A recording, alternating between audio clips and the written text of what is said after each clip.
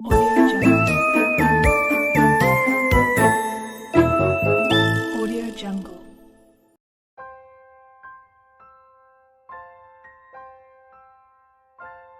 शब्दों में वह ताकत है जो दुनिया के किसी चीज में नहीं। यह चोट भी पहुंचा सकते हैं और अत्यंत खुशी भी दे सकते हैं। कई ऐसे कवि और लेखक हैं जिनके लेख और कविताएं आज भी याद की जाती हैं। कई ऐसी कहानियां बनी जिनकी आज भी मिसालें दी जाती हैं। कॉमिक्स को पूरी दुनिया में लोकप्रिय बनाने वाले स्टैनली मार्टिन लीबर ने दुनिया को हल्क, स्पाइडरमैन, आयरन मैन और थॉर जैसे किरदारों से रूबरू करवाने का श्रेय जाता है।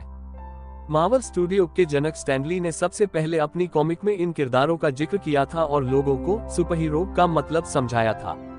स्टैनली की कॉमिक का जादू पूरी दुनिया पर ऐसा चढ़ा कि मार्वल स्टूडियो में बैठे लोगों को यह सोचना पड़ा कि इन किरदारों पर फिल्में भी बन सकती है। आज से 15 साल पहले कॉमिक्स को लेकर लोगों में जो दीवानगी थी उसी का नतीजा है कि स्टैनली सिर्फ अमेरिका में ही नहीं वरन पूरी दुनिया के हीरो बन गए। स्टैनली एक American comic book writer, editor, film executive producer और एक्टर है। इन्हें बहुत सारे लोग फादर ऑफ सुपर हीरो कहते हैं। स्टैनली का जन्म 28 दिसंबर 1922 को न्यूयॉर्क शहर यूएसए में हुआ। इनके पिता का नाम जैक लीबर था जो कि एक ड्रेस कटर का काम किया करते थे और उनकी मां का नाम सीलिया था। इसके अलावा उनका एक छोटा भाई भी है जिसका नाम लैरी लीबर है। स्टैनली के परिवार की आर्थिक स्थिति शुरू से ही बहुत ही अच्छी नहीं थी और इसीलिए उनका बचपन काफी गरीबी में गुजरा। स्टैनली ने एक इंटरव्यू में कहा था कि वह बचपन से ही किताबों से काफी प्रभावित थे और शायद यही चीज आगे चलकर उनकी कामयाबी की वजह बनी। स्टैनली जब थोड़े बड़े हुए तब उनका परिवार द ब्रॉन्क्स नाम की जगह पर शिफ्ट हो गया और वहां पर रहते हुए उन्होंने डेविड क्लिंटन हाई स्कूल में पढ़ाई की। स्टैनली ने अपने स्कूल के दिनों से ही अपने घर की बिगड़ी हुई आर्थिक स्थिति को देखते हुए कुछ न कुछ काम करना शुरू कर दिया था। उन्होंने कई इंस्टीट्यूशंस के लिए प्रेस रिलीज लिखे। इसके अलावा डिलीवरी बॉय के जैसे कई छोटे छोटे काम भी किए। 1939 में स्टैनली अपने अंकल की मदद से मार्टिन गुडमैन की कंपनी टाइमली कॉमिक्स में असिस्टेंट के तौर पर नौकरी करने लगे। यहाँ उन्हें बहुत ही छोटे मोटे काम करने होते थे जैसे कि पेन में इंक भरना, कंपनी में काम कर रहे दूसरे लोगों के लिए लंच और फाइल को एक जगह से दूसरी जगह पर ले जाना आदि। लेकिन जल्दी ही उनकी काबिलियत को पहचानते हुए उनसे कॉमिक बुक लिखने के लिए कहा गया। उन्होंने अपना फर्स्ट सुपरहीरो डिजाइन किया जिसका नाम डिस्ट्रॉयर था। इस कैरेक्टर को पहली बार अगस्त 1941 में मिस्टेक कॉमिक्स में देखा गया था। जब स्टैनली 19 साल के थे तभी उन्हें कंपनी का एडिटर बना दिया गया और फिर आगे कई सालों तक वह इसी पोस्ट पर काम करते हैं। 1942 से 1945 तक द्वितीय विश्व युद्ध के दौरान यूएस उन्होंने आर्मी में भी काम किया और फिर वापस आने के बाद से उन्होंने टाइमली कॉमिक्स को एक बार फिर से ज्वाइन कर लिया। 50 के दशक में टाइमली कॉमिक्स का नाम बदलकर एटलस कॉमिक्स कर दिया गया था। इस दौरान स्टैनली ने बहुत से अलग अलग कैरेक्टर्स पर काम किया था लेकिन 50 के दशक के अंत तक वह इस काम से काफी थक चुके थे।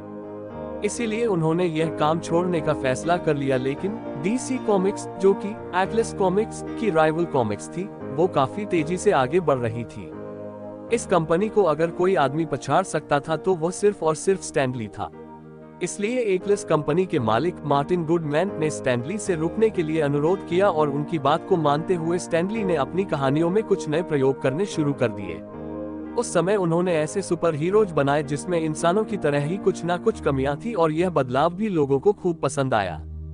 नवंबर 1961 में स्टैनली ने जैक कर्बी के साथ मिलकर पहली बार super hero team Fantastic Four बनाई जो कि बहुत ज्यादा लोकप्रिय हुई, जिसने आगे भी स्टैनली को जैक किर्बी के साथ मिलकर काम करने की प्रेरणा दी। और फिर फैंटास्टिक फोर आने के बाद कंपनी का नाम एक बार और बदलकर एटलस कॉमिक्स से मार्वल कॉमिक्स कर दिया गया।